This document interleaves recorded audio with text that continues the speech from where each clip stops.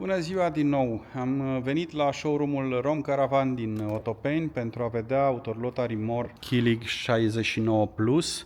Este o autolotă pe motorizare de Ford, are o putere de 130 de cai putere, o capacitate cilindrică de 1995 de centimetri cubi, are o lungime exterioară de 6,97 m, o lățime exterioară de 2,34 m și o înălțime de 2,85 m de centimetri. Este o autolotă omologată în 5 locuri în centură și are 5 locuri de dormit.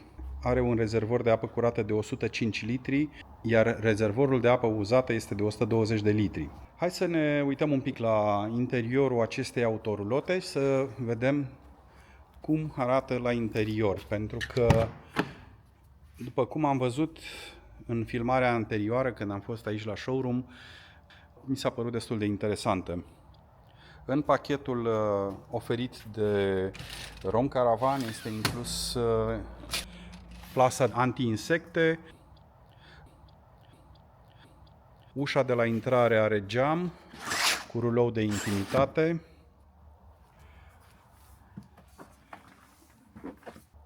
ne uităm la livingul din acest model de autorulotă. Este un living generos cu o banchetă aici pe mâna stângă în formă de L.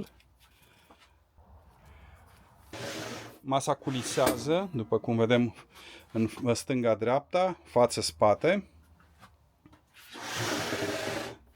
Au loc aici 5 persoane, foarte lejer.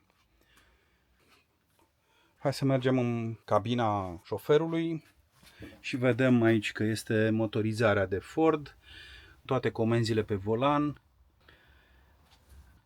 cutie manuală, un display foarte mare, un display foarte generos, cel mai mare din clasa lui, bordul clasic de Ford, nimic special. Aici câteva spații mici de depozitare pentru acte, telefon și așa mai departe. Deasupra aici este un spațiu foarte mare unde se pot pune diverse obiecte, haine, inclusiv ai nevoie să arunci repede acolo ceva, poți depozita foarte ușor acolo, deasupra cabinei șoferului. Pe mâna dreaptă, cum urcăm, este încă o canapea, încă un loc unde se poate sta. Dedesubt este un spațiu destul de mare. Aici văd conductele de la ventilație, dar se mai pot depozita diverse alte lucruri. După cum vedem acolo avem și centura, asta înseamnă că este un loc care se poate utiliza în mers, în poziția de condus.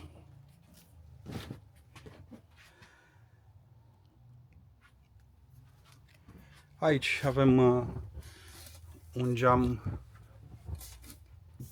cu perdea.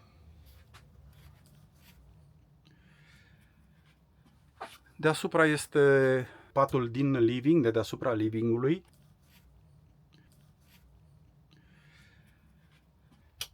Astea sunt butoanele pentru lumină.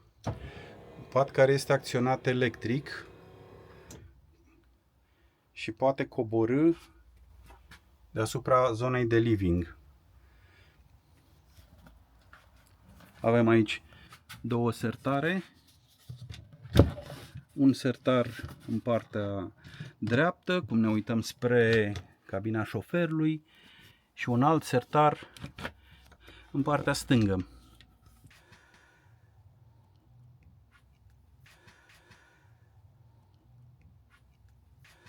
Aici au schimbat un pic modelul, văd că au acest buton care se închide și se deschide, dar pentru tras au pus această agățătoare din imitație de piele și poți trage de ele. Îmi place că au soft close aceste sertare, nu riști să scapi sertarul să pleznească în momentul în care ai scăpat, de exemplu, din mână. Patul de deasupra coboară la un moment dat până undeva aici, în zona acestor tetiere. Nu putem să-l acționăm. Mă rog, se poate, dar acolo trebuie scos acea tetieră. Patul este destul de mare, are lumini. Aici are și o plasă de siguranță. Asta vedem și după chingile care sunt deasupra patului aici. Plasa asta de siguranță se prinde cu chingi.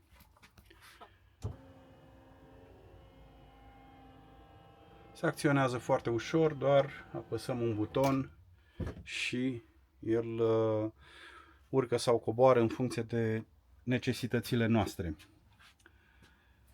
Aici la intrare sunt două cuiere pentru haine. Aici putem pune reviste, ziare sau prosopul când venim repede de la baie. Un mâner de acces în camper. Aici este panoul de comandă al camperului, panoul Truma. În pachetul Gold intră frigiderul Thetford Slim de 141 de litri, are congelator. Iar jos este lada frigorifică. Aici se pot pune, de exemplu, un pepene sau apa, sucurile și așa mai departe.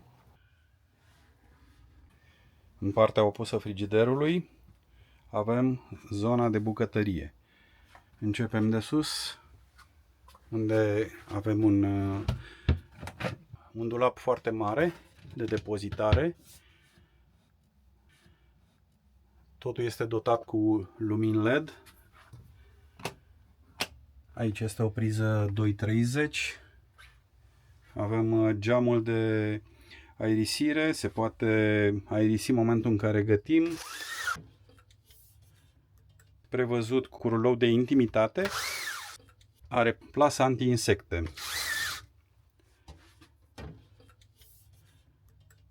Tot aici vedem un aragaz cu 3 ochiuri de la firma Can. O chiuvetă. Asta se poate folosi pe post de tocător în momentul în care lucrăm la bucătărie. Aici iarăși un spațiu unde se poate lucra, spațiu de lucru pentru bucătărie. Pipa foarte interesantă, care are și furtun extensibil. În momentul în care avem, nu știu, vase mai mari sau ceva mai mare de spălat, putem să scoatem această pipă și să o folosim și în modul acesta.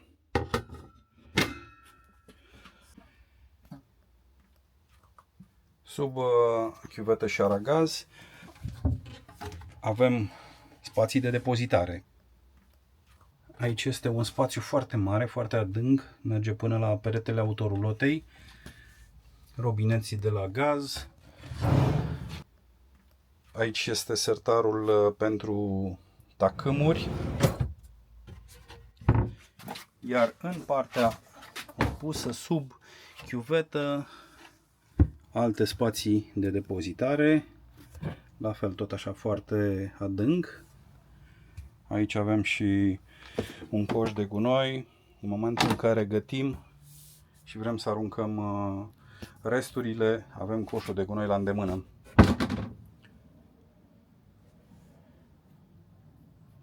Hai să mergem în zona de dormitor. Avem ușa asta care separă dormitorul de zona de living. Și aici, pe mâna dreaptă, cum mergem spre dormitor, este cabina de duș.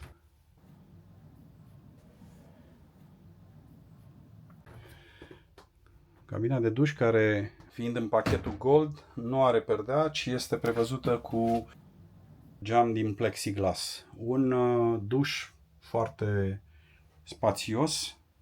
Ne uităm aici, este foarte mare. Aici este pipa care e pusă pe un suport magnetic și se poate pune în ce poziție dorim, mai jos sau mai sus. poate culisa. E un sistem foarte simplu și foarte elegant și interesant, evident. Aici închidem din nou cabina de duș și o asigurăm. Și pe mâna stângă, cum venim în dormitor, vedem acest perete negru care nu poate să descopere decât toaleta Tedford, evident. Avem aici toaleta Tedford, priză pentru 230, butonul de la toaletă, o chiuvetă micuță, dar foarte utilă, o oglindă. Deasupra zonei de toaletă avem două spații de depozitare, unul mai mare în partea asta și unul mai mic în partea asta. Asta aici este destul de adânc, cam atât. Este prevăzut cu geam de aerisire pentru toaletă, ceea ce e foarte bine. Plasa anti-insecte și rulou de intimitate. În momentul în care ești la toaletă, vrei să ai intimitate. În continuare, dormitorul are un pat matrimonial foarte mare. Deasupra o trapă de aerisire. Acest pat culisează, după cum vedem, acolo sunt două șine. El culisează sus-jos cam 15 cm.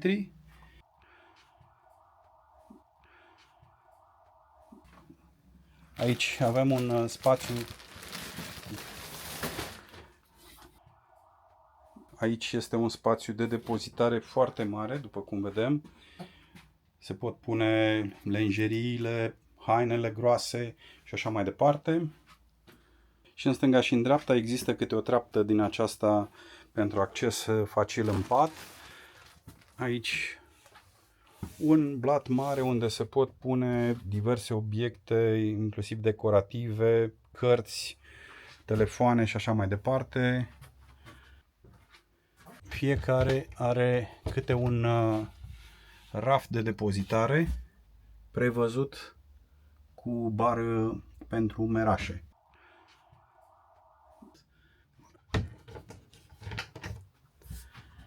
Acolo sus mai sunt încă două rafturi de depozitare pentru haine. Aici vedem că sunt două cuiere pentru a agăța halatul sau hainele. E un camper interesant, este o autorulotă foarte utilă pentru 5 persoane. Cum am spus, în spate acolo sunt două locuri de dormit. Aici deasupra mai sunt două locuri de dormit în patul de deasupra din living. Iar aici se trage acest suport și se mai pune o pernă și se mai face aici încă un pat în living. Deci o autorulotă pentru o familie cu până la 3 copii pot merge foarte ușor cu această autorulotă Rimor Killig 69 Plus. Aici avem caseta de toaletă.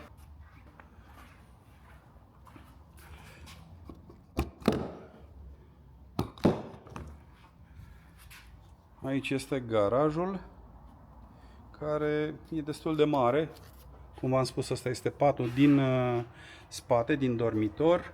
Iar cu această manivelă rotim și patul poate culisa sus-jos în jur de 15 cm.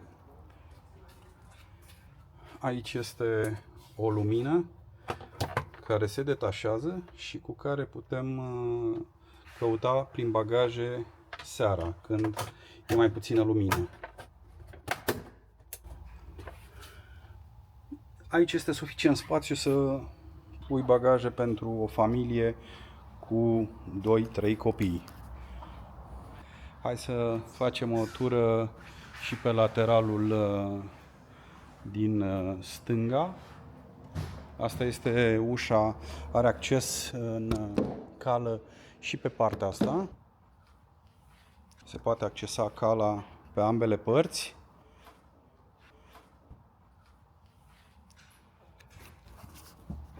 Mai departe vedem aici aerisirea de la Truma. Aici este spațiu pentru 2 butelii.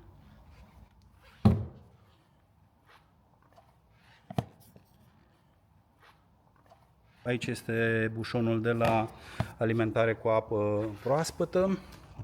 Iar aici este zona unde se poate pune bateria suplimentară la camper.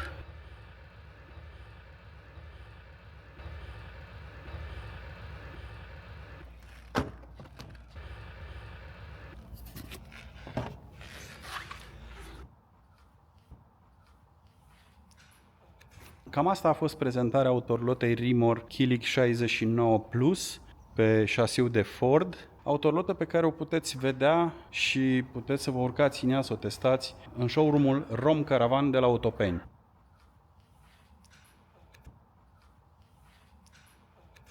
Mulțumesc pentru vizualizare și nu uitați să activați clopoțelul pentru notificări pentru mai multe videouri. La revedere!